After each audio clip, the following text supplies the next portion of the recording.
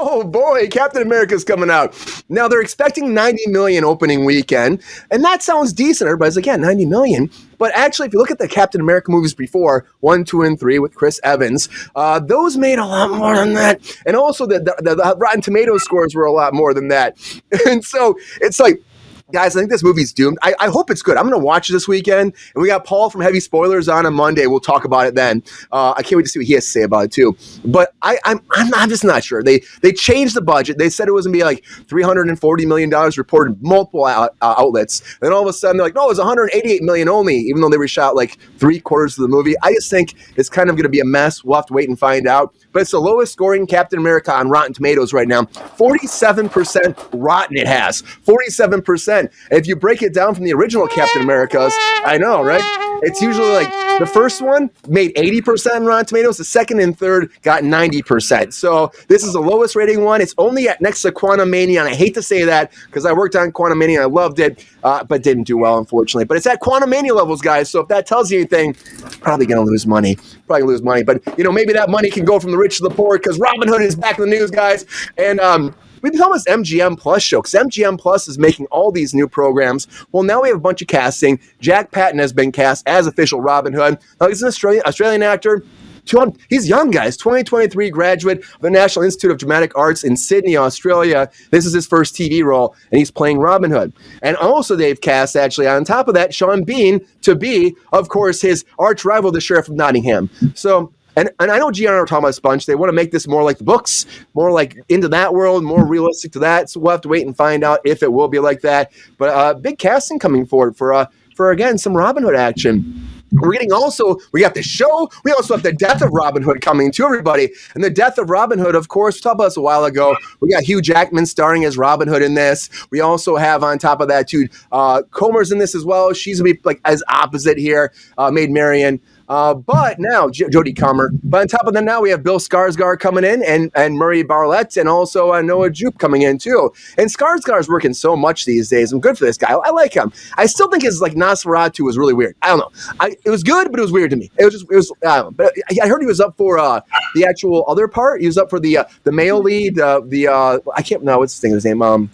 He was up for the other part, and they switched him over to actually be Nosferatu. But I'm interested in this, guys. I think The Death of Robin Hood sounds good. We're going big budget movie for this. Hopefully it's great. I always love it so much, and hopefully it makes lots of money. And hopefully Robin Hood just keeps going, guys. Keeps going. Because look at Titus Welliver over there. Welliver, he keeps going too. And even though, I know Queen Robin Hood's fun. Even though we're officially done with Bosch, Titus has signed a first look deal with MGM Studios and Amazon. So you're going to get a lot more of Titus Welliver doing more Amazon projects. Now this is going to cover television specifically, but also he's got a project coming over there for CBS already that's already taken away. And he says I have to work on that, the Equalizer spinoff. He's working on that too. So I have to still work around that, but you're going to get him over on Amazon quite a bit more, guys. He's not going to stop. Just like SNL will never stop, guys. And SNL is having on this Friday night their big performance, their big celebration for their anniversary is going down Friday night, February 14th. They're celebrating, again, the 50th anniversary. You got Jimmy Fallon hosting this. You got Lady Gaga, Bad Bunny, Miley Cyrus, the Backstreet Boys, Post Malone,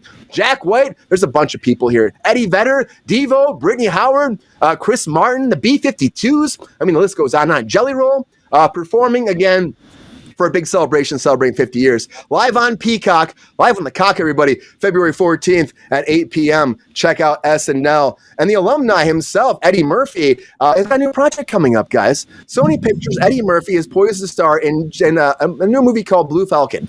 Blue Falcon, it's an action comedy scripted by Chad St. John of the London Has Fallen scribe. He's did London Has Fallen. But Murphy's going to play a retired super spy who heads for a destination wedding of his estranged son and finds himself in proximity with his arch rival. Cool. I like Eddie Murphy. I do think that I'm happy he's still working more than he was before. But I do hear he still is, he's got that germaphobe thing, so it's kind of tough sometimes, I think, on set. But I know he's a good guy. I keep hearing great things about him, so I'm happy he's still working. He'll keep going, guys. He'll keep going. And of course, speaking about spies, we got the Neuromancer coming over on Apple TV Plus. Mark Strong. This guy is working all the fucking time, guys.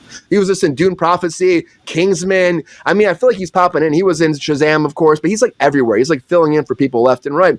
I like Mark Strong. I think he's great.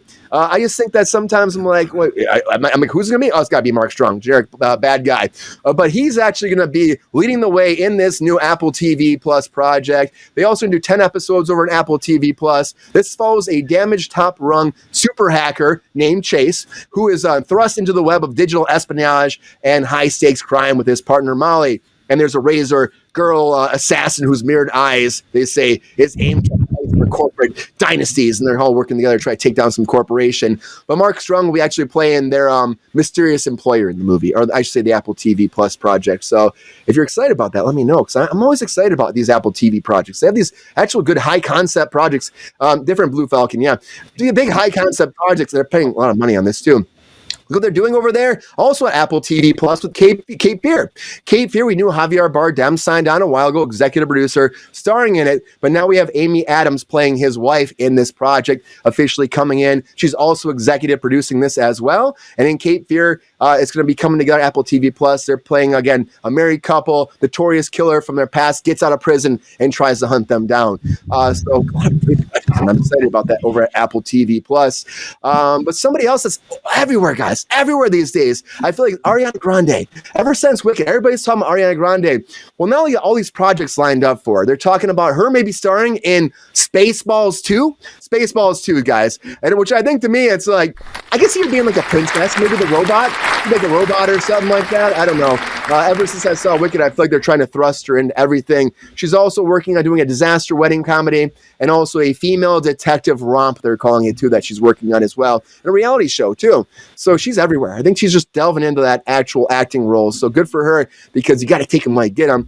You look at some people, they look at Chalamet. He's taking them all. He's taking them all while I can get them. God damn it, fucking Chalamet. I love you, man. I love you, man. Give him some roles to everybody else. You know, people need work, you know. I don't know. Look at James Franco. He can't work anymore, though, because that's understood, though, because this came forward, too, where James Franco was talking about, of course, Seth Rogen and their bromance, how it's done. And he says he hasn't talked to Seth in a long time. He loves him. They had 20 great years together, but he guesses it's over. And then, you know, Seth Rogen's kind of like, yeah.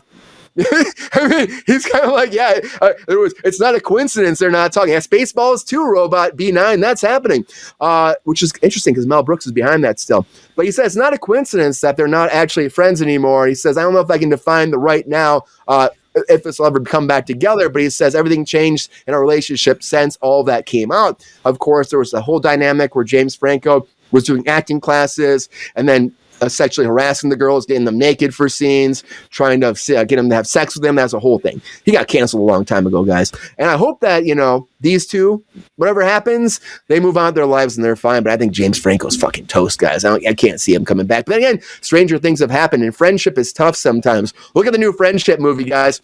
I am excited about this Friendship movie. A24 is going to do it again. We got Paul Rudd in here. We got Tim Robinson. And this is about a guy like Tim Robinson plays that's kind of like accepting his life. He wears his, they say he wears his New Balance shoes. He loves Marvel. He's got his job. He has no friends. And then Paul Rudd, the weatherman, moves in next door and they become friends.